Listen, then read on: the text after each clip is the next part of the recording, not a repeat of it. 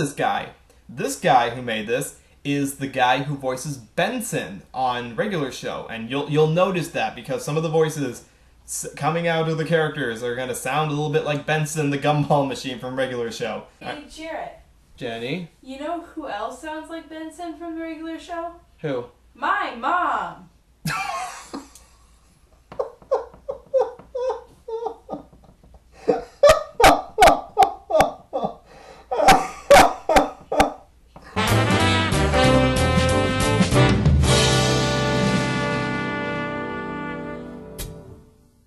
So, Alright, so enough stalling, people. I'm stalling long enough there. So, what happened aside from the fact that we all threw our money at cartoons in the past week?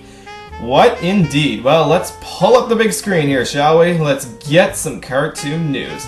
First of all, the first thing that, of course, we gotta do, we gotta talk about the box office, and we gotta talk about that new movie that everyone went to go see, and I do mean everyone went to go see this because it made quite a bit of money.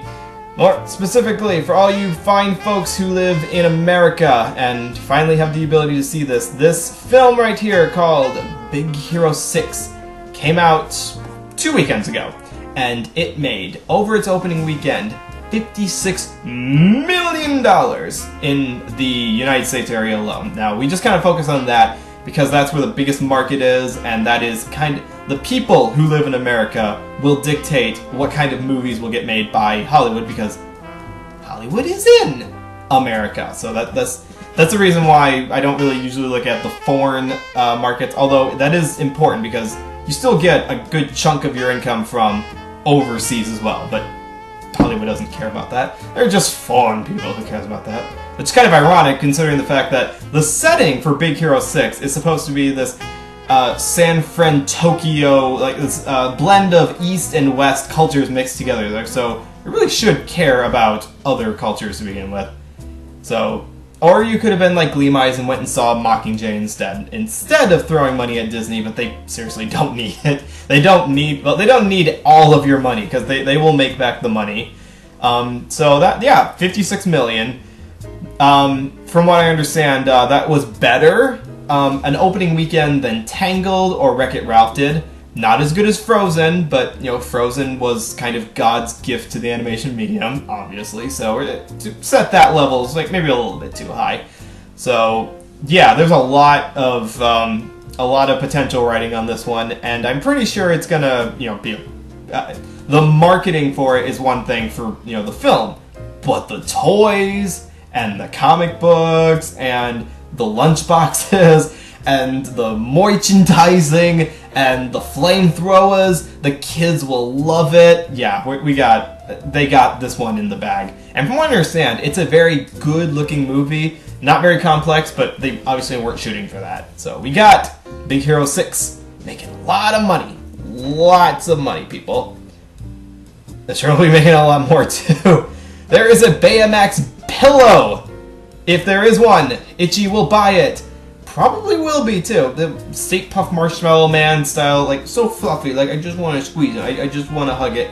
They will make that into a pillow. Maybe not a body pillow, but they will make it into a plushie of some kind. Like, a full-size plushie, at the very least.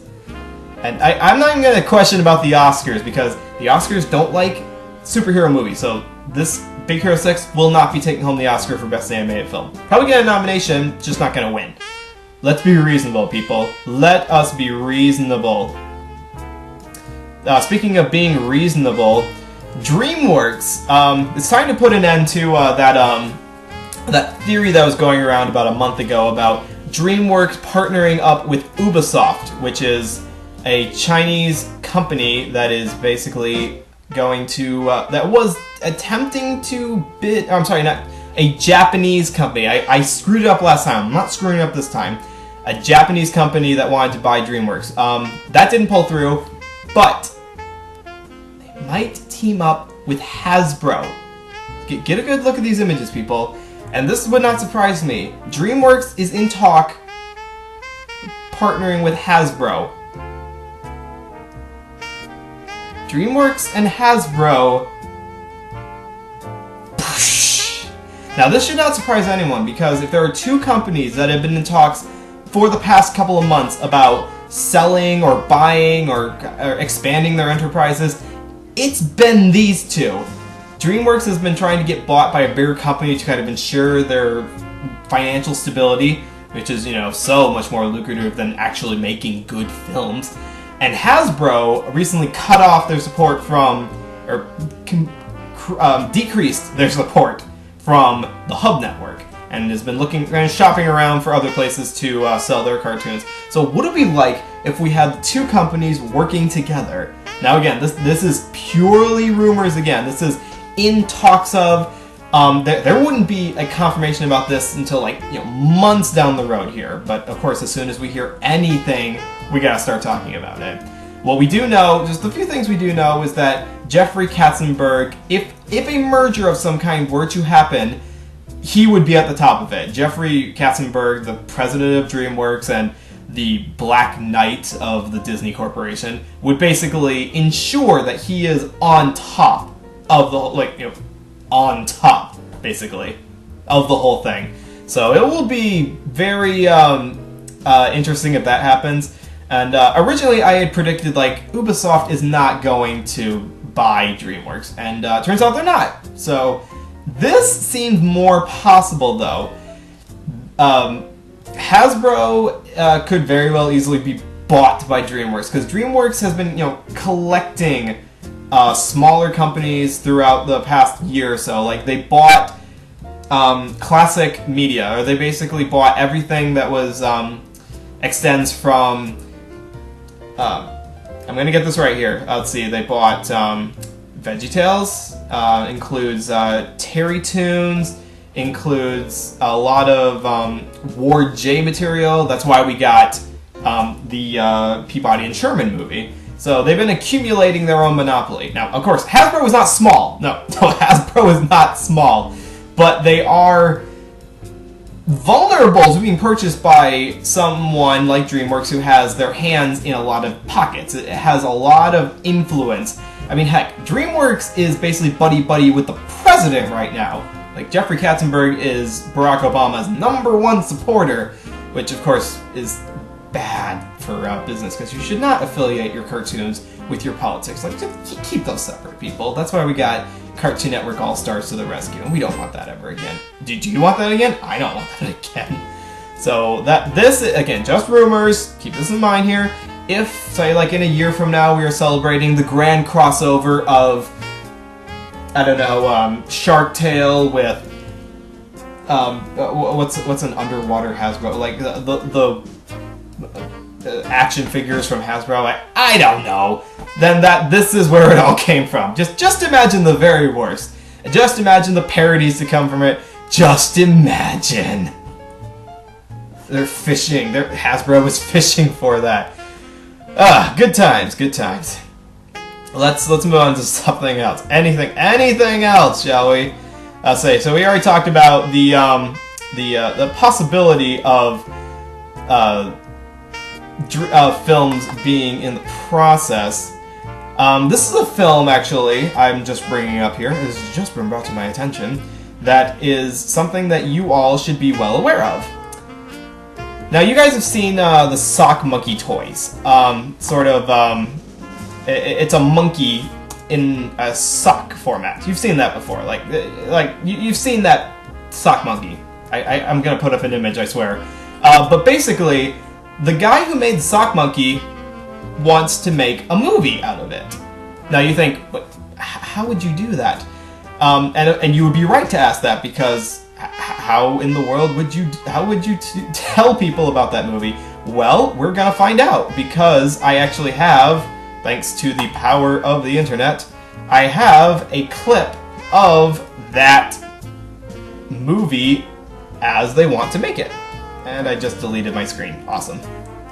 Anyways, before we get into this, just understand that the idea for this was to make a movie that was about the sock monkey that was not really like your traditional film, or not your traditional toy movie. It's not supposed to be like a what's ones that you've seen a lot of. It's not supposed to be like Toy Story or anything else that's supposed to sell toys. It's actually supposed to be much more of a experimental, very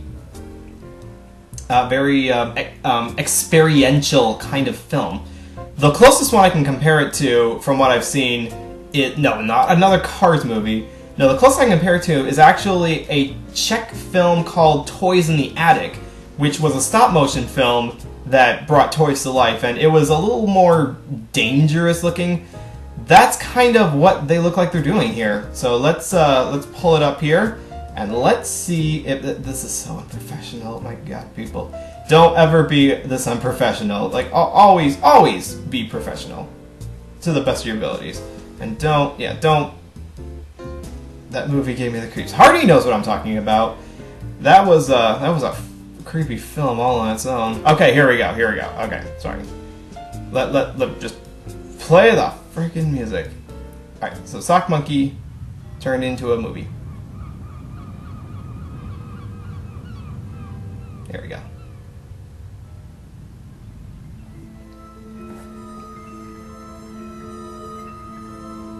Now, tell me that this kind of resonates a little bit more with... Yeah, it's like a little foreboding, a little melancholy almost. And again, this is just test animation. This is not from the film itself in production. This is just test animation. I really like the movement. Like, I like the way it moves around.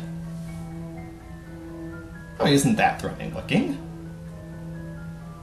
It's not really threatening looking. It's just it's more whimsical. Like, it's a foreboding whimsical. Also, you can't go wrong with Tchaikovsky.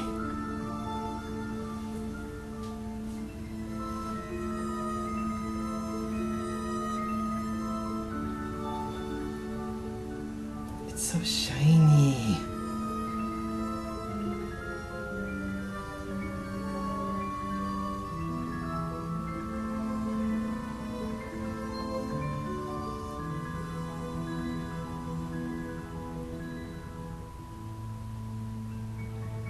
He's going to the kitchen to get a knife. Oh, just enjoy the whimsy of it.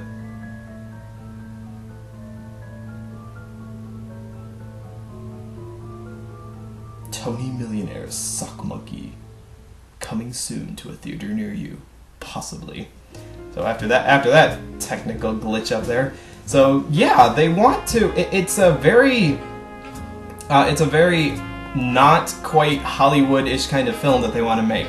Now, the reason I bring this up is because, much like the Cannon Buster Kickstarter that we watched earlier, they want to make this into a movie, but they have to shop it around. They don't have funding for it yet. They're not backed up by anyone, so they want to get it off the ground. So if you know any investors who want to invest in a movie based on a Fantagraphics comic book that got turned into a toy, or was it the other way around? I'm not quite sure. We will be calling you soon. The collectors will be calling you soon. And the spoiler, he unravels at the end. Hey, who knows? That could be the tragic ending to it. I don't think it'll be as creepy as Toys in the Attic. That's just the closest thing I can compare it to based on something I've actually seen. And I'm all for making more good films. I'm out of descriptions. Let's go on to something that is not creepy at all. Disney! Disney is not in the least creepy, because creepy is not the Disney way. They would not be the billionaires they are if it weren't for their whimsy that they're making. Now, this is about Disney's film that they're going to be making. Now, we talked just the last time about Disney making the movie Mona, which we're talking about was coming out in 2016. Turns out they're making 2 films for 2016. Yeah, we're not getting just one. We're getting 2 films from the Disney company. Not from Pixar, from Disney from that year. Now, the first one, obviously, is Mona, we already talked about. But the second one is one that has actually been in production for a while. Is this one here called Zootopia. The premise of it being that this fox here, this guy, this very smug-looking guy, was framed for a crime. And he did not commit it. So he has to team up with a rabbit detective, kind of like a detective sidekick, kind of one of those buddy comedies, to kind of track down the person who wronged him and bring him to justice. That is our movie. And I kind of wish that it would keep the style of this this promotional art here, because it looks really, it looks nice. I like the look of it. Now, this is a lot of storyboards look like this. They look very stylized. You kind of wish that the animation would move like this, but they're just supposed to be ways that look aesthetically pleasing, so you get an idea of how to make it into a less aesthetically pleasing but still nice looking drawings. It's supposed to look, yeah, like Hardy said, it's supposed to be made in CG and Flash and hand-drawn animation, like this blend of styles that has the feel of hand-drawn, but the depth of CGI is what they're shooting for, which is kind of what Flash does, but Flash has made some amazing strides recently. Like, it used to be a bad thing to say some show was made in Flash, not so much anymore. Now you can make good shows in that medium. But, of course, 2D, 3D, it shouldn't matter as long as it's entertaining to look at. That it's entertaining to watch all the way through. So we'll see how that comes out. Now, yeah, when's it coming out? It's coming out on March 4th, 2016, which has Scatoto Molasses. I apologize. Yes, couldn't tell me that, Ranger. Good name, by the way. Good name. That, like, really rolls off the tongue. Anyways, yeah, Zootopia's coming out in March. Mona's coming out in November. Both of them coming in 2016. So we're gonna have a double dosage of Disney for that year. Maybe to make up for the lack of Disney films in 2015, but we're getting 2 Pixar films, so have that at your bag there. There's a lot of animation coming up soon, which is good. It's very good. Just like this one here. This right here, my friends, is our next story, and it is, guess who's getting in the ring of making movies?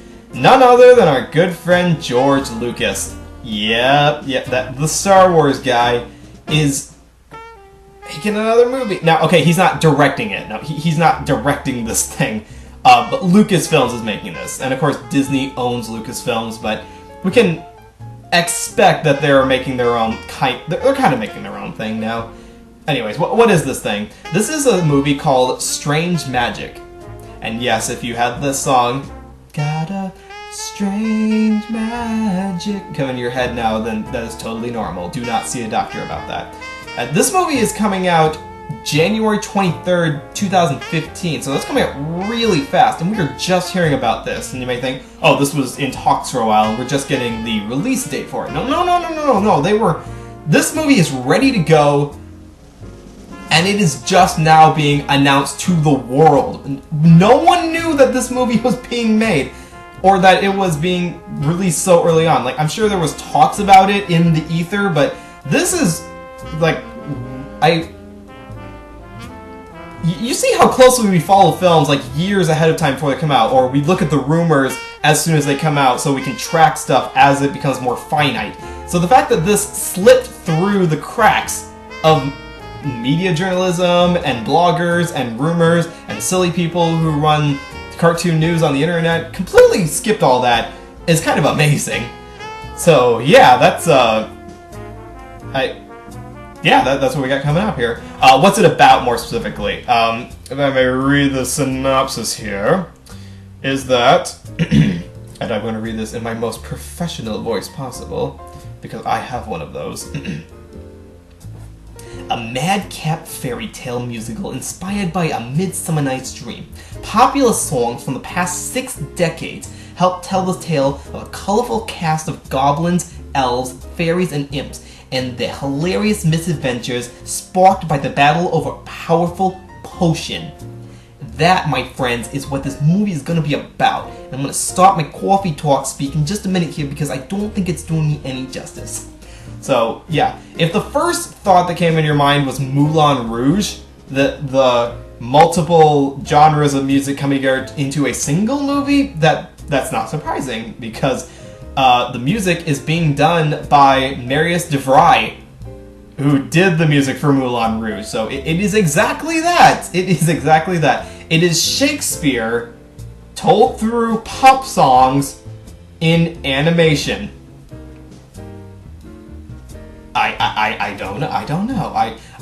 Even if you hated Moulin Rouge, even if you hated everything about it, you still liked hearing some songs. Like there had to be a song or two in there that you liked, just by sheer chance. So if at the very least there may be songs or music in this movie in Strange Magic that you want to you just want to hear again, there you go.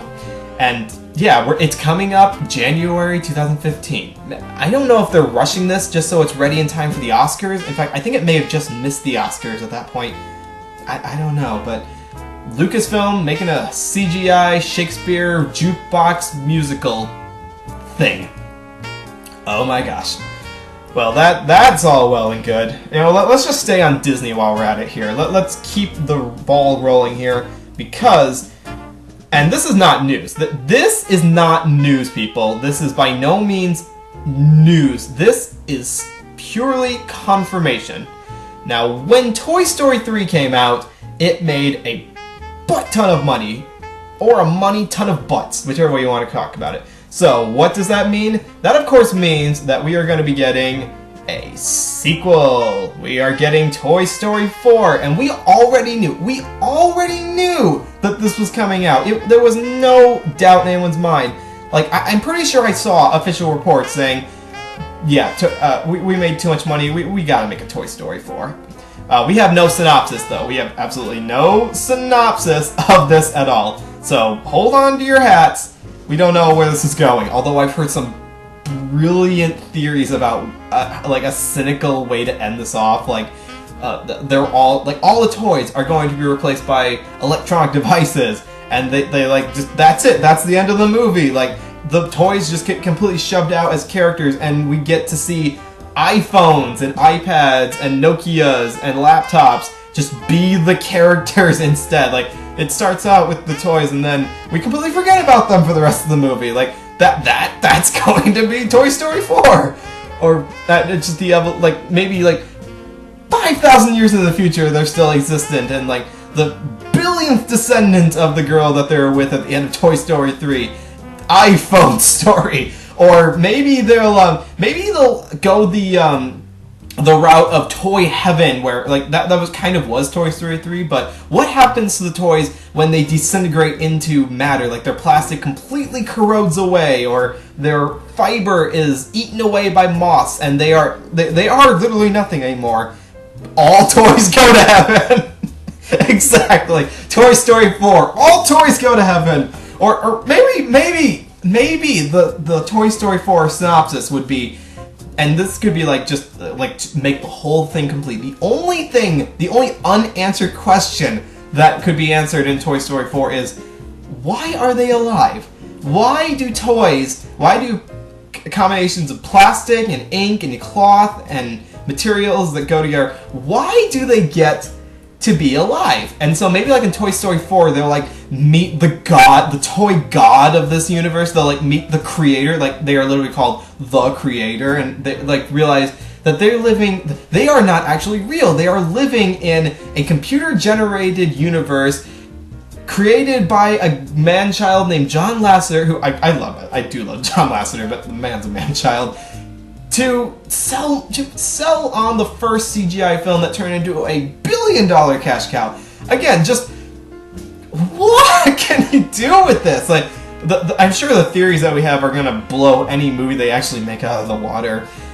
So yeah, the Toy Story 4 is coming, and it is coming on June 16th, 2017. So you've got about another good 3 years before we see this come to the screens.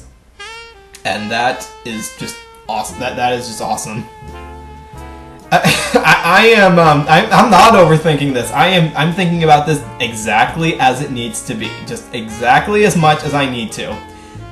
What a wonderful world it would be if it was all toys go to heaven. I am psyched for that, to find out how this is. Even though I know that's not going to match my expectations. Toy Story 4, all toys go to heaven for 2017. And so we're wrapping up on the last thing to talk about tonight. Because again, I'm trying to cram 2 weeks worth of material into one here. And again, most of the stuff was movie related. A lot, like releases coming out and oh my god, Lucasfilms is making their own movies again. So it seems only fitting that we end the night segment off with something that is not television or movie based at all. Toy Story 5, all Sids go to hell. He didn't go to hell. Like, he turned into a respectable garbage man in the third movie. He was not evil anymore. He learned his lesson. Might be psychologically scarred, but he was not evil. The last story for the night is, and I'm sure this is something that all you people already heard about, but just in case you didn't, the Bee and Puppy Cat cartoon from Cartoon Hangover, which is Frederator on internet form, finally made its premiere on November 6th. And it was glorious! Well, okay, there were some mixed responses for it, but just to catch everyone up, this is the most successful animation Kickstarter. It made a lot of money. It got $50 of my money, that's for sure. And they used it throughout the year to make these very professional episodes of Bee and Puppy Cat. We're getting a whole 8 episodes, I believe, is what the Kickstarter got to. And the consensus on the first 2 episodes is that it's a little, it may be a little weak sauce compared to the pilot episode that you saw, just because, you know, you're more comfortable with the environment, so it's not as bizarre anymore.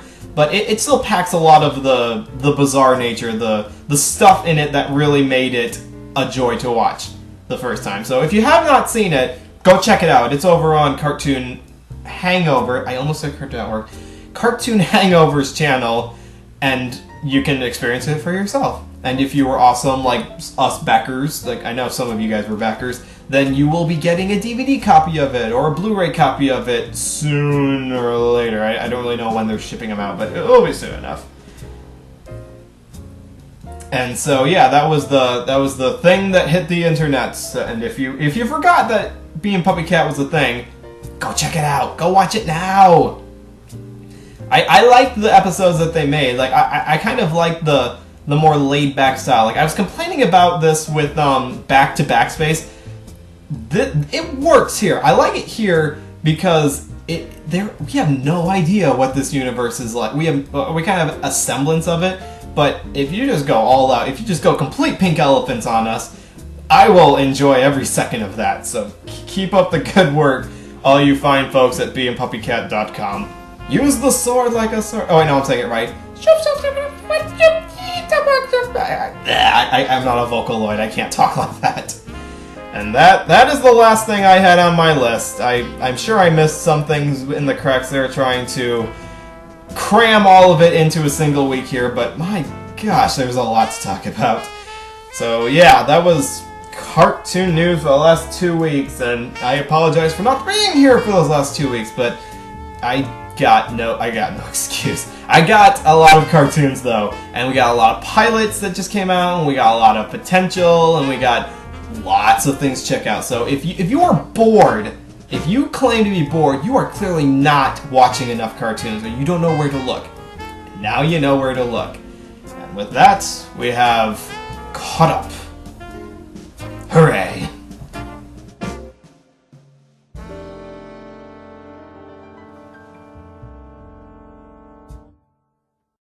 Hey, Jarrett. Jenny? You know who else sounds like Benson from the regular show? Who? My mom! Oh!